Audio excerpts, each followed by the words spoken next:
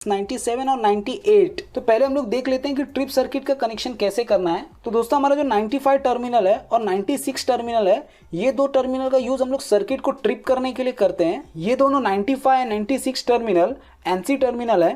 तो जब motor overload पे जाती है तो हमारा जो ओएलआर रिले है वो 95 एंड 96 के टर्मिनल को, जो कि एनसी है, उसको ओपन कर देता है। तो जैसे ही वो ओपन करेगा तो उसके वजह से क्या होगा कि हमारा जो फेज वायर यहाँ से जाते हुए कॉइल को एनर्जाइज कर रहा था, मतलब हमारा कॉन्टेक्टर ऑन था, कॉन्टेक्टर ऑन रहेगा तो हमारा मोटर ऑन रहेगा। बट जैसे ये एनसी ओपन हो जाएगा तो ओपन हो जाने की वजह से हमारे जो फेज वायर है यहाँ से कट आउट हो जाएगा।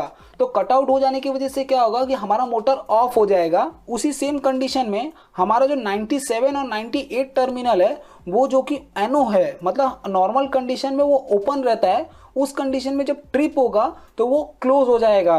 तो हमारा जो ट्रिप लैम्प का कनेक्शन है वो इस टर्मिनल के ऊपर किया जाता है। दोस्तों 95 एंड 97 टर्मिनल को शॉर्ट किया जाता है, मतलब हमारा जो मेन फेज है वो सबसे पहले आएगा 95 में, इस टर्मिनल में आके फेज हमारा कनेक्ट होगा।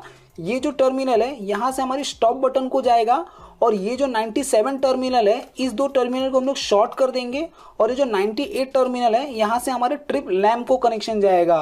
96 से हमारे स्टॉप बटन को जाएगा और 98 से हमारे ट्रिप लैम्प को जाएगा। और दोस्तों ये जो 94 टर्मिनल है इसको स्टार्ट करने के लिए यूज़ किया जाता है। नॉर्मली 94 टर्मिनल का यूज़ नहीं किया जाता।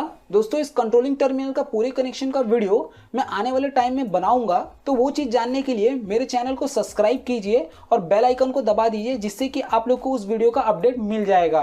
और दोस्तों आप लोगों को यहाँ पे ट्रिप का नॉब दिख रहा होगा, इस नॉब का यूज हम लोग टेस्टिंग करने के लिए करते हैं। इसको दबा के हम लोग देख सकते हैं कि हमारा ओएलआर प्रॉपर वर्क कर रहा है कि नहीं कर रहा।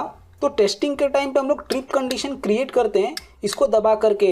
तो दोस्तों हमारा ये जो थर्मल ओवरलोड रिले है ये एग्जैक्टली वर्क कैसे करता है, इसके अंदर 3 बायोमेटेलिक स्ट्रिप होती है, हर फेस के लिए एक एक स्ट्रिप होती है, ये एकदम सीधी होती है और इसके अंदर से करंट पास होता है। बट दोस्तों जब करंट इसके रेटेड करंट से ज़्यादा पास होता है, मतलब जो करंट हम लोग ने सेट करके रखा है, जैसे कि 1 एम्पियर सेट करके रखा है, अगर 1 एम्पियर तक करंट फ्लो हो रहा है तो ये स्ट्रेट ही रहेगी। बट अगर 1 एम्पियर से ज़्यादा का करंट फ्लो होगा तो ये धीरे धीरे मुड़ने लगती है, मतलब ये जो बायोमेटेलिक स्ट्रिप है ये गर्म होकर मुड़ने लगती है और मुड़ के हमारे जो 95 96 टर्मिनल था, जो कि एनसी था, उसको ओपन कर देती है। और जैसे ये टर्मिनल ओपन होता है हमारा मोटर ट्रिप हो जाता है, मतलब मोटर ऑफ हो जाता है। ओएलआर के अंदर हम लोग बायोमेटेलिक स्ट्रिप यूज करते हैं, इसके लिए